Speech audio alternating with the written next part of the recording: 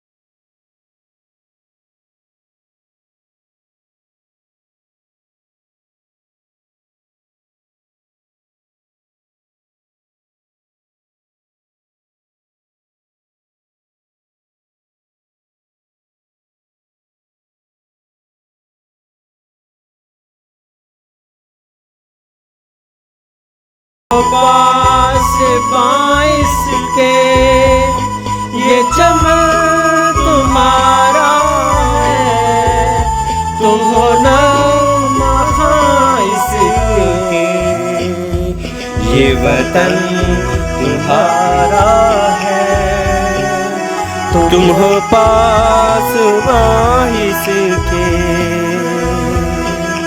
हमने ये एक काविश की तरन्नुम के साथ है नज़म को पढ़ने की हमारी लग्जरियाँ भी होंगी और तरन्नुम से पढ़ने में कुछ जो है वो कमी बेशी भी हुई होगी। उम्मीद करते हैं कि आप इसको जो है वो कबूल करेंगे और मेरी असातिज़ा कराम से ये दरख्वास्त है कि वो बच्चों को जो है इसी तरह मेली नज़में जो है वो पढ़ने के लिए कहें तरन्नुम के साथ। इससे जो है जज्बा जो है वो पैदा होता है, मोहब्बत वतन की पैदा होती है और बहुत सारे जो है वो इजाफ़ा हो जाता है। दिल जो है मोहब्बत से जो है वो लबरेज जाते हैं और बहुत सारे जो है वो मुहब्बे वतन जो है वो जन्म लेते हैं और ये जज्बा, ये खलूस अगली नस्लों तक जो है वो परवान चढ़ता है। कहने का बहुत बहुत शुक्रिया। अपना बहुत सारा ख्याल रखिएगा। जुड़े रहें बोलती किताबों के साथ।